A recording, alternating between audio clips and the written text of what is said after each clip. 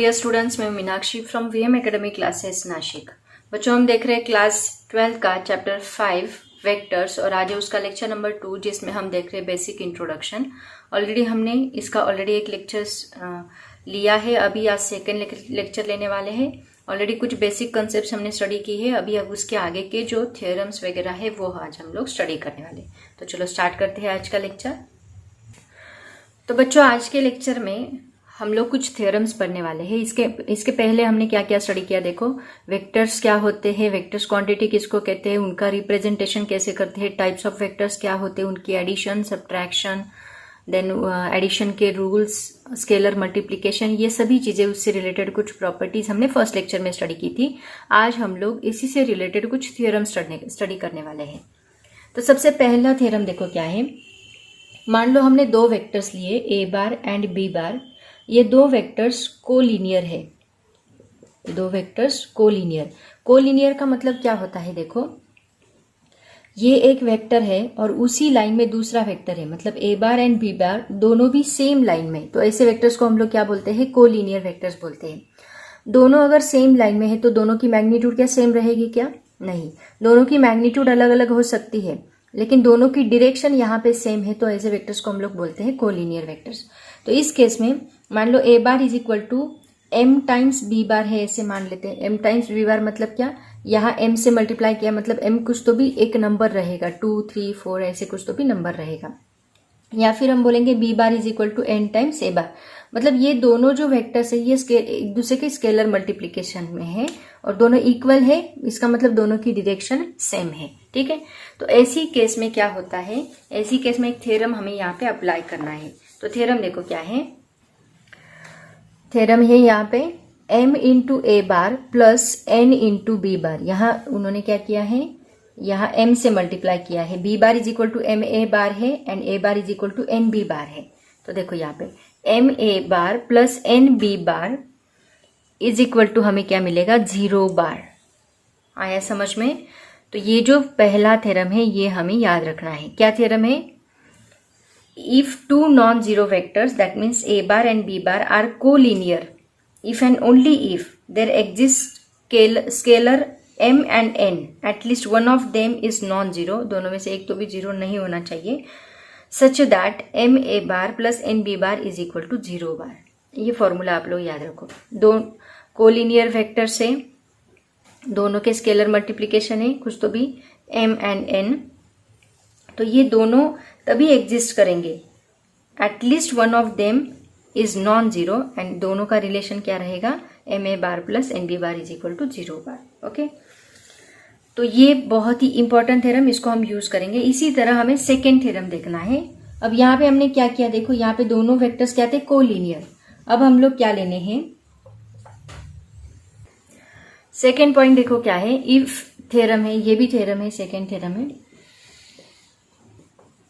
If a bar and B bar are coplanar. Coplanar का मतलब आप जानते हो, कोप्लेनर यानी क्या होता है मैं आपको बताती हूँ। देखो मान लो ये एक प्लेन है, ठीक है, ये एक प्लेन है। इसी प्लेन को हम लोग ऐसे भी देख सकते हैं, ऐसे भी हो सकता है ये प्लेन, या फिर ऐसे भी हो सकता है, या फिर ऐसे भी हो सकता है, कैसे भी ये प्लेन हो सकता है। तो ये एक प्लेन है मान लो, और इस प्लेन के अंदर ओके हवा में स्पेस में ये एक प्लेन है और इस प्लेन के अंदर यहाँ पे एक ऐसा वेक्टर है, ये एक वेक्टर है, ये एक वेक्टर है। वेक्टर इसी प्लेन में है, तो इन वेक्टर्स को हम लोग क्या कहेंगे, इनको कहेंगे कोप्लेनर वेक्टर। कोप्लेनर मतलब इन द सेम प्लेन, यहाँ पे एक वेक्टर है, यहाँ पे एक वेक्टर है, चाहे वो ऐसे हो चाहे वो ऐसे हो, कैसे भी हो, लेकिन सेम प्लेन में होने चाहिए। अगर ये एक वेक्टर ऐसा है और दूसरा वेक्टर ऐसा है तो ये सेम प्लेन में है क्या? नहीं। ये वेक्टर ऐसा है तो ये सेम प्लेन में है क्या? नहीं। तो ये दोनों इसी प्लेन में होने चाहिए। ये दो वेक्टर्स हो गए, इसमें और एक वेक्टर आ गया, तीसरा vector, that is R bar. तो इनका रिलेशन हम कैसे डिफाइन करेंगे देखो, A bar and B bar are coplanar, और उसमें तीसरा वेक्टर मैंने आपको क्या बताया, आर बार। मान लो तीसरा और एक वेक्टर है R bar is coplanar with A bar and B bar, इन दोनों के साथ कोप्लेनर है आर बार भी। तो तीनों का रिलेशन रहेगा r bar is equal to T1 a bar plus T2 b bar. और ये T1 T2 क्या है, T1 and T2 are unique scalars, ये भी एक स्केलर्स है। देखो बच्चों अभी थोड़ा सा आपको कंफ्यूजन होगा, तो बस फॉर्मूले लर्न कर लो आप लोग, जब एग्जाम्पल सॉल्व करेंगे तो ये सभी चीजें क्लियर होगी। अभी फिलहाल बस इतना याद रखो, अगर ये को लीनियर है तो ये फॉर्मूला हमें अप्लाई करना है, अगर ये को प्लेनर है तो ये फॉर्मूला हमें अप्लाई करना है, ठीक है। उसके बाद तीसरा थ्योरम देखो क्या है, वही इसके जैसा ही। अभी यहाँ पे हम लोग 3 वेक्टर्स लेने वाले हैं, 3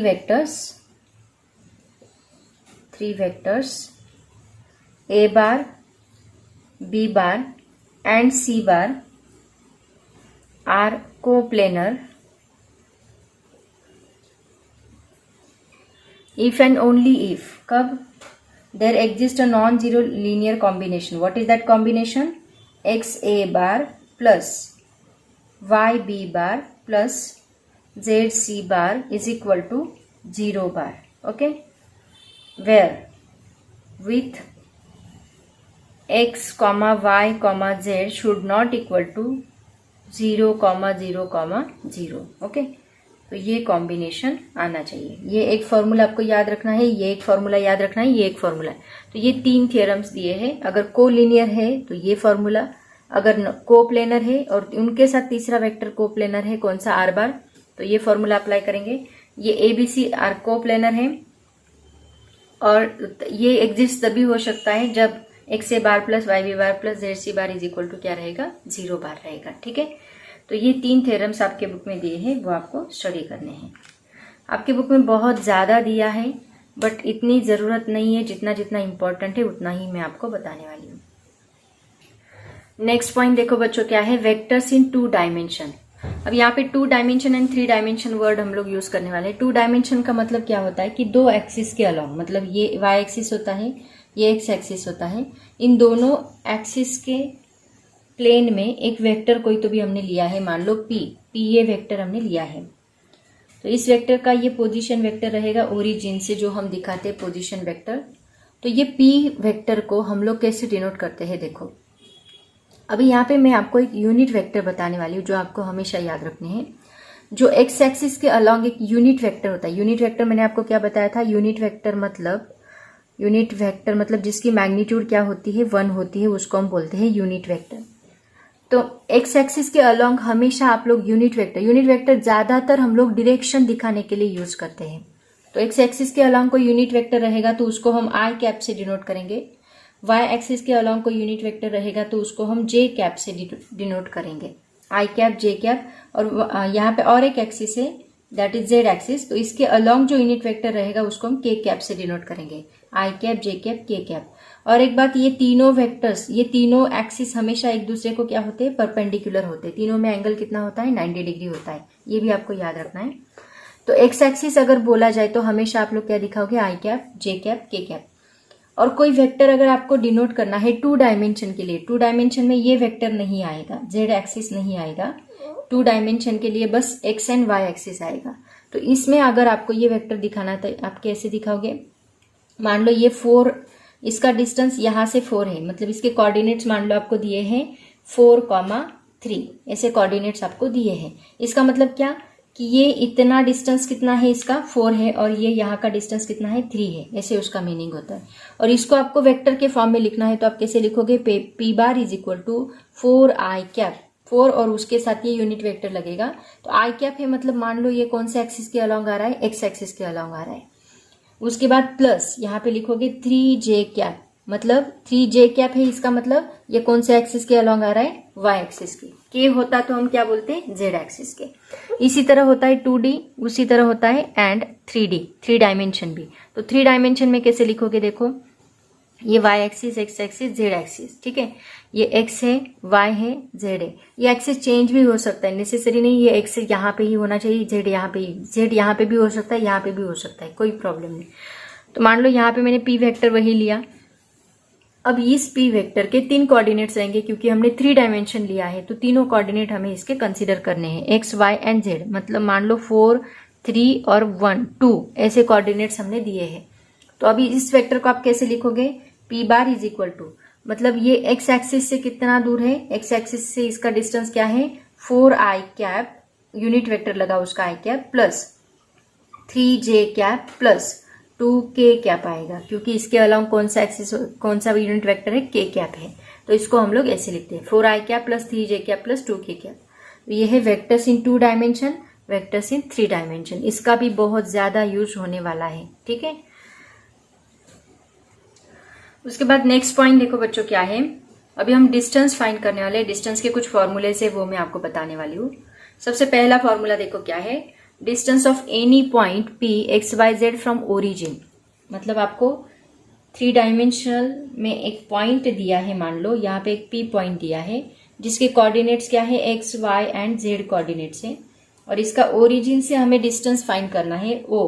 मान लो आपको OP निकालना है, तो उसका फॉर्मूला क्या होता है, देखो OP is equal to square root of हम लोग क्या करेंगे, x माइनस 0, ऐसे हम लोग डिस्टेंस निकालते हैं। ऑलरेडी आपने 9th-10th में ये फॉर्मूले स्टडी किए हैं। तो x minus 0 bracket square plus y minus 0 bracket square plus z minus 0 bracket square.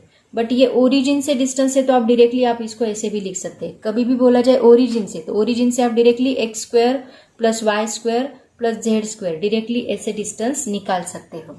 ठीक है, जहां पे ओरिजिन की बात आएगी आप डायरेक्टली ये कोऑर्डिनेट का स्क्वायर और उनका स्क्वायर रूट ले लो एडिशन करके, जो आंसर आएगा वो डिस्टेंस रहेगा।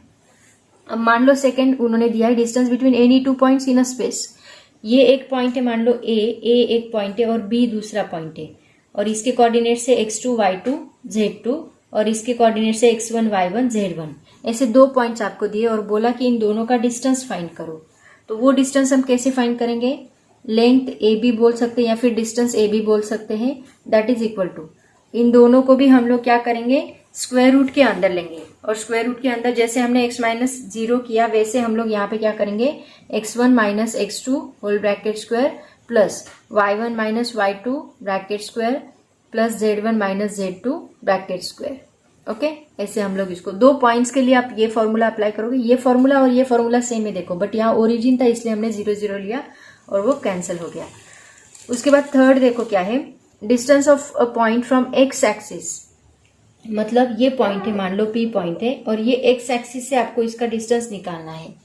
तो एक्स एक्सिस से ये डिस्टेंस कितना रहेगा, ये x ही रहेगा, राइट ना। ये यहाँ पे कितना रहेगा, x ही रहेगा।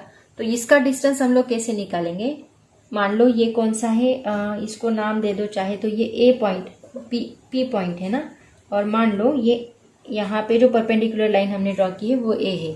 तो मुझे AP निकालना है। तो AP इज इक्वल टू मुझे क्या मिलेगा, स्क्वायर रूट ऑफ, यहाँ पे y square z square as it is रहेगा, वाई स्क्वायर जेड स्क्वायर में कोई भी डिफरेंस नहीं रहेगा, लेकिन x जो है वो चेंज होगा। यहाँ पे x कितना है, x है, यहाँ पे जो पॉइंट है वो कितना है, x है, और यहाँ पे भी कितना है, x है। इसका मतलब हम क्या करेंगे, x minus x the whole bracket square plus y square plus z square. आया समझ में। तो ये x माइनस एक्स 0 बनेगा और आपको क्या मिलेगा, under root y square plus z square मिलेगा।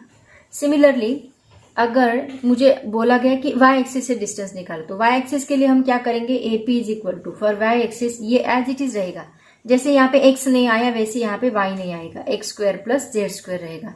अगर z एक्सिस से बोला तो under root y square plus x square रहेगा। ठीक है, मतलब जो एक्सिस से आपको डिस्टेंस निकालने के लिए बोला है वो एक्सिस का स्क्वायर नहीं आएगा, वो कोऑर्डिनेट का स्क्वायर नहीं आएगा, बचे हुए कोऑर्डिनेट का स्क्वायर और उनका स्क्वायर रूट लेके एडिशन करेंगे। ठीक है, तो ये थे डिस्टेंस फॉर्मूले। तो ये सभी फॉर्मूले जो मैं आपको बता रही हूँ उनको एक पेज पे, एक नोटबुक पे नोट डाउन करते चलो, क्योंकि आपके बुक में सभी फॉर्मूले मिक्स दिए हैं, आपका कंफ्यूजन होने के चांसेस है। तो सिस्टमेटिकली लिख लो, जितना रिक्वायर्ड है उतना मैं आपको बता रही हूँ। उसके बाद देखो बच्चों, representation of vectors in terms of unit vectors. मैंने ऑलरेडी 2 डायमेंशन 3 डायमेंशन पढ़ाया, तो आपको बताया था किसी भी वेक्टर को अगर हमें in terms of unit vectors represent करना है तो हम कैसे करते हैं, AI cap plus BJ cap plus CK cap, ऐसे हम लोग उसको यूनिट वेक्टर्स के फॉर्म में रिप्रेजेंट करते हैं। अब मान लो इसी वेक्टर का आपको बोला गया कि इसका मैग्नीट्यूड निकालो, तो किसी भी वेक्टर का मैग्नीट्यूड निकालने का फॉर्मूला मैं आपको बताती हूँ। इसका मैग्नीट्यूड हमें निकालना है, तो मैग्नीट्यूड को हम लोग ऐसे मॉड में लिखते हैं। So that is equal to, हम क्या करेंगे, इसका स्क्वायर रूट ऑफ, ये A स्क्वायर रहेगा, B स्क्वायर रहेगा प्लस C स्क्वायर रहेगा। तो ऐसे अगर हमने किया तो इससे हमें क्या मिलेगा, इस वेक्टर की मैग्नीट्यूड मिलेगी। तो आपको ये क्वेश्चन एक्सरसाइज में पूछे जाते हैं, तो मैं डायरेक्टली फॉर्मूलेज बता रही हूँ आपको। उसके बाद मान लो आपको बोला कि इसी वेक्टर का यूनिट वेक्टर निकालो, यूनिट वेक्टर फाइंड करो। तो यूनिट वेक्टर हम कैसे फाइंड करेंगे? देखो, यूनिट वेक्टर को हम लोग कैप से डिनोट करते हैं। तो ए कैप, इसका यूनिट वेक्टर ए कैप से मैंने डिनोट किया। ये हम कैसे निकालेंगे? A bar divide by mod of A bar. मतलब क्या? ये वेक्टर लिखो, ये वेक्टर क्या है?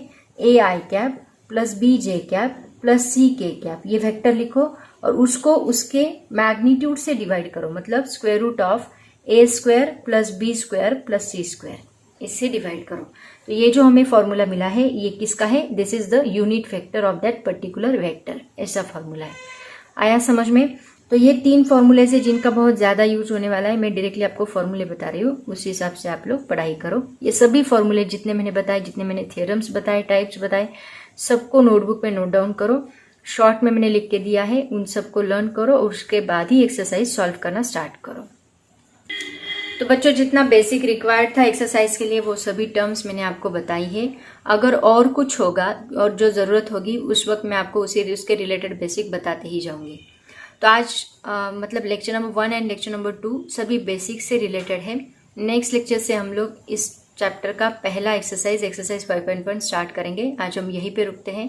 पढ़ाई करते रहो। Thank you so much and bye.